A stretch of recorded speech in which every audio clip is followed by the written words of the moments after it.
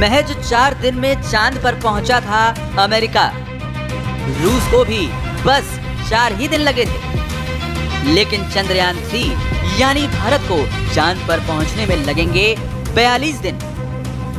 आपको भी ये सोचकर आश्चर्य होगा कि भारत को चांद पर पहुंचने में आखिर इतना समय क्यों लग रहा है, जबकि अमेरिका, रूस जैसे देशों ने 50 साल पहले ही चांद की दूरी महज 4 दिनों में ही पूरी कर ली थी। 20 जुलाई 1969 में अमेरिका ने अपना अपोलो 11 मिशन रवाना किया था। ये पहला मौका था जब इंसान चांद पर उतरा था। इस मिशन को चांद पर पहुंचने में 4 दिन 6 घंटे का समय लगा था, तो भारत को 42 दिन क्यों लग रहे हैं? अब आपको इसके पीछे की वजह बताते हैं। 2 चंद्रयान लॉन्च करने के बाद भारत ने अब तीसरा चंद्रयान लॉन्च कर दिया है। श्रीहरिकोटा के सतीश धवन अंतरिक्ष केंद्र से भारत के तीसरे चंद्रयान मिशन को लॉन्च किया गया। अगर चांद पर सॉफ्ट लैंडिंग में सफलता मिली तो अमेरिका, रूस और चीन के बाद भारत ऐसा करने वाला चौथा देश बन जाएगा। चंद्रयान 3 अपने लॉन्च के लगभग 1 महीने बाद चंद्र कक्षा में पहुंचेगा। इसके लैंडर विक्रम और रोवर के 23 अगस्त को चंद्रमा पर उतरने की संभावना है, यानी चंद्रयान 3 को चांद पर पहुंचने में 1 महीने से भी ज्यादा का समय लगेगा। लेकिन क्यों? इसका जवाब रॉकेट की डिजाइनिंग, इस पर खर्च होने वाले ईंधन और चंद्रयान की स्पीड में छिपा है।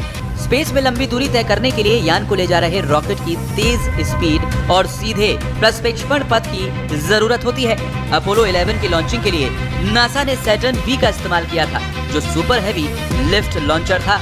ये प्रति घंटा 39,000 किलोमीटर की यात्रा कर सकता है। इसके अलावा इसमें 43 टन भारवाहक क्षमता थी।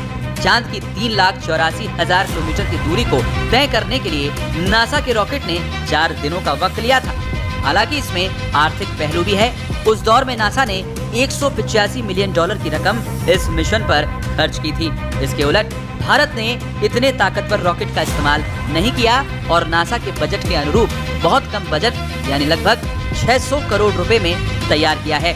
शक्तिशाली rocket GSLV Mk3 rocket Chandrayaan 3 को पृथ्वी की 170 किलोमीटर 36,500 किलोमीटर की कक्षा में स्थापित करेगा। चंद्रयान 3 का वजन 3,900 किलोग्राम है, इसीलिए कक्षा को धीरे धीरे बढ़ाना जरूरी है।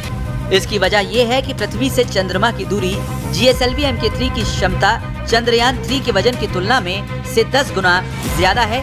इसरो के पास ऐसे मिशन यानी कक्षा को धीरे धीरे बढ़ाने में विशेषज्ञता के साथ साथ अनुभव भी है। मंगल मिशन चंद्रयान 1 और चंद्रयान 2 में भी इसका इस्तेमाल किया गया था।